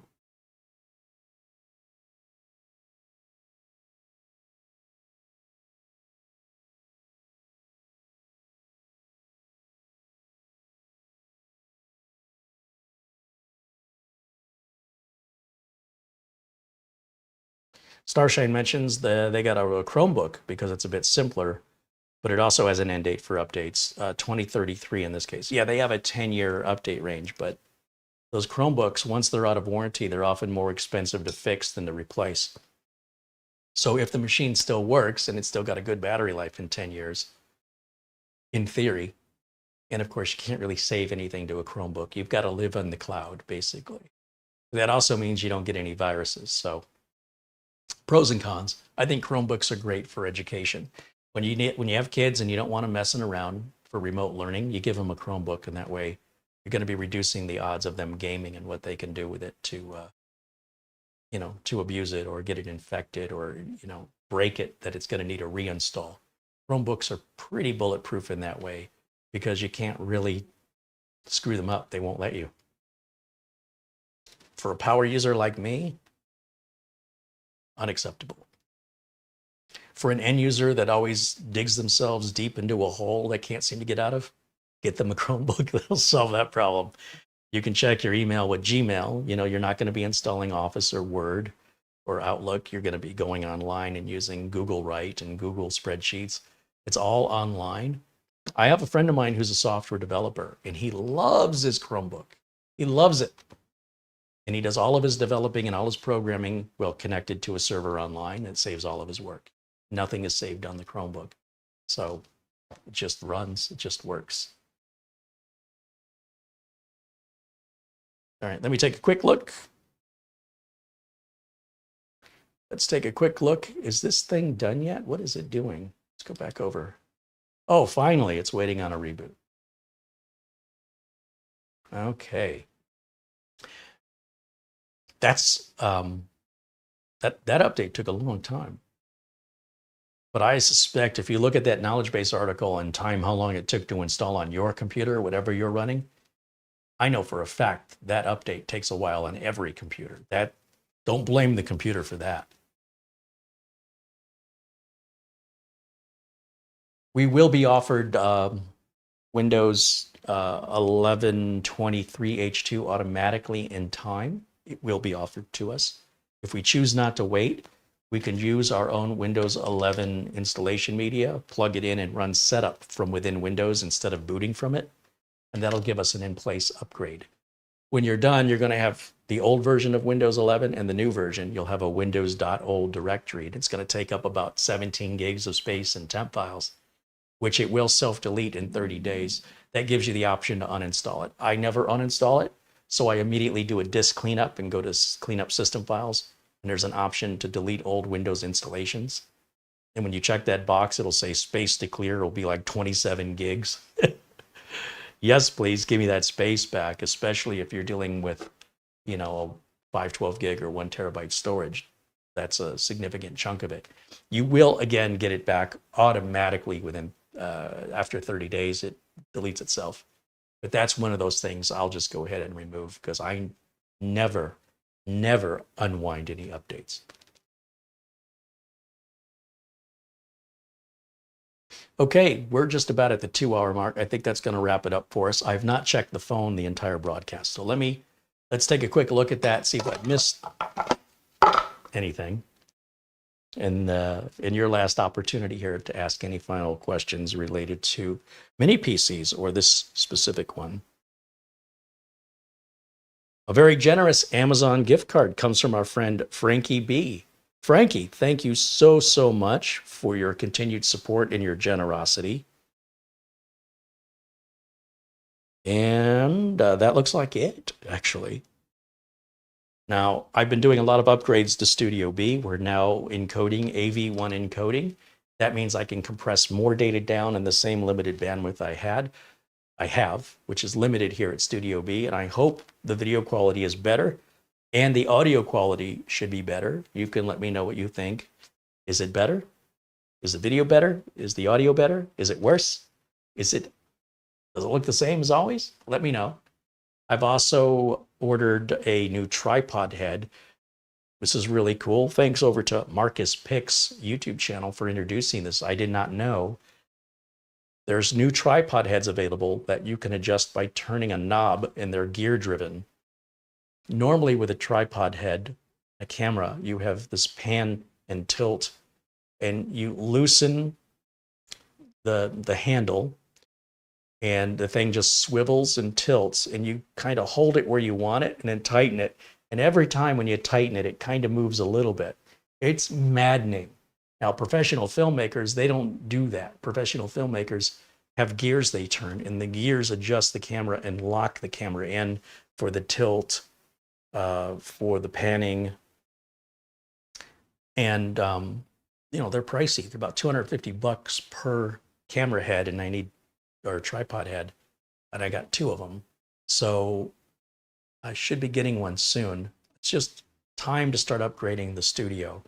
You'll see there's now an Intel Arc graphics card in here. I could not do AV1 encoding with an NVIDIA card unless that NVIDIA card was a 40 series. And I'm not gaming. And the Intel card is half the price. And with that AV1 encoding, that means I can compress more data much, much more efficiently. It's massively different in the bandwidth requirements. And it should result in me requiring less bandwidth to use to broadcast. It should also result in a better picture quality, believe it or not. So we're reducing how much bandwidth we need, and at the same time, improving the video quality. And the audio quality should also be improved as well. And then what else I did? Oh, my little camera stand here that I use for the overhead shots. This thing is, this is really more ideal for a microphone. You see how low it is? If this was a microphone, it would be the perfect height. But this is as tall as it goes. So I ordered one that's like 5 feet tall. And I hope we'll take this one down and we'll replace it, because this was an experiment and it's working really well, but it's just a little too low to get me the wide enough shot. And I was thinking I could put a GoPro on there to get the wider shot, but then I lose the video quality. So I really want to use that camera. I just basically bought the wrong thing because I didn't know. So now I know what to look for, and I've got that coming, and those are like $100. They're not that expensive. And that's going to put the camera above, way up here where you can't see it. And then we should get a nice wide angle that I can zoom in on if necessary. But with that, you know, you've seen sometimes it's all the way zoomed out. It's pretty much fills the frame like with a motherboard. And I'd like to have a little more than that. And I was hoping I could just buy little added poles that attach to this to extend it, but that does not seem to be the case, unfortunately. So that'll get replaced. And then, of course, if I ever decide I want to have a microphone in front of me, I'll put that away, because maybe I'll start podcasting or something and I'll have it. So finally, just doing more work to Studio B. I also got a giant 49-inch curved screen monitor that I might replace here, but I'm concerned it's too narrow and I won't be able to read it. So I have not had time yet to move that over, but those are on eBay for half price. They're normally $1,200 for the Samsung 49-inch curved screen, and you can pick them up all day on eBay. There's a seller there that sold 260 of them at this point. And I think there's a little imperfection on the top of the frame. It's not on the screen. I don't even care. For half price, for $600, a 49-inch name brand Samsung curved screen monitor. Wow, the thing's massive. It's like the windshield of a Mini Cooper. It's crazy. And I'm thinking I can hang it here on the stand, but then I might have to lower it because it'll block the cameras. Anyway, I'm just doing some work, long overdue work, to improve some things. It's Studio B. And hopefully you'll notice the difference.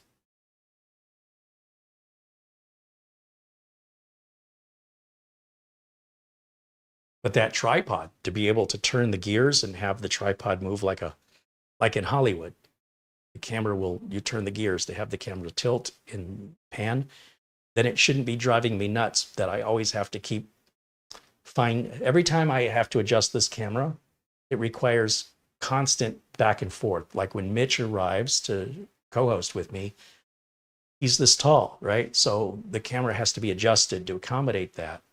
And it's fidgeting up and down, left and right, lock it in. Now it moved a little bit, up and down, left and right, lock it in. Nope, it moved a little bit. And at some point you kind of throw in the towel and say, good enough. But with the gear mechanism, it's precision. So you just turn it where you want it for your tilt. You turn it where you want it for your pan. It's locked in. In theory, that's what Marcus Pick says.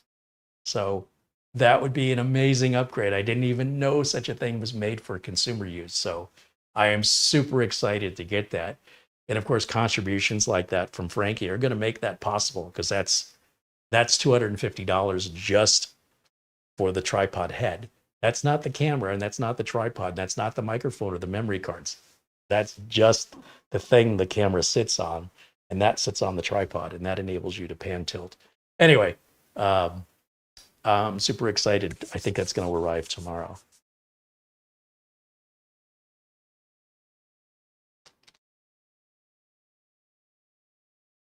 Ryan says he heard curved screens were discontinued by Samsung. Were they? I don't know. Do you have a link from Samsung? What does the studio look like? Have I ever shown it to the audience? No, because the studio is, it's got to be secured. And due to the harassment that I constantly receive from being a public figure online from anonymous losers who have nothing else better to do, I don't want to expose the assets here in the studio that could result in a theft.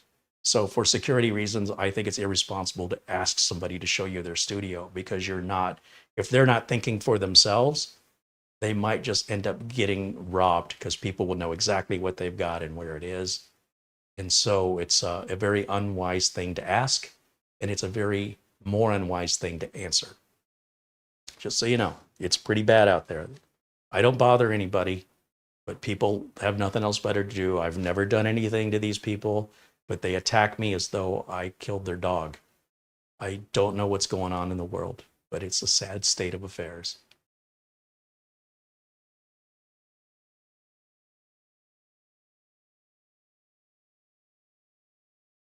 David Collins says Samsung discontinued curved screens on TVs, but not necessarily on monitors. Chris's Retro Tech channel confirms that curved TVs from Samsung were discontinued, but curved monitors are still being made by Samsung. There you go. Chris Johnson says, good show today. Thank you to my chat friends, and please enjoy your evening. Thank you to all of you who are members, moderators, and regular viewers to the channel. Thank you for hanging out, all of you in the chat and interacting with me. That's what this is all about. Thank you to Minisforum for sending us these units for review and allowing us to make reviews that are honest, and we don't have to, we're not held to say certain things or to not say certain things. To have that freedom is very unusual for manufacturers to do that. And so we would not have this review if not for Minisforum submitting this to us for free in exchange for an honest review. So that means a lot to me, and I really appreciate them. Also, thanks to our Marlena, our what do I say? Our camera girl, our content manager, Marlena. She's making and designing all the thumbnails and maintaining all the video notes. And if you email the channel, she'll likely be the one who responds. If you look in the About section here on YouTube about this channel, the email address to contact us is right there if you want to reach out. So thanks to her for all of her help and all the hours she's putting in to get us up to speed and make us look a bit more professional. A bit more? A lot more. And of course, remember those discount codes from Acronis, RoboForm, Instant House Call, and VIP CDK deals. They're there, except for Instant House Call. Those discount codes are for the entirety of 2024. With Instant House Call, it might be there for the entirety of 2024. We'll find out. As a reminder, Corey Fruitman from Instant House Call is going to be here on Friday, and we're going to do a live demo of how it works. So I hope you'll join us for that. That'll wrap it up for me for today. Thanks again to our friend Frankie B with that super generous contribution. We will see you all again very, very soon. And until next time, bye for now.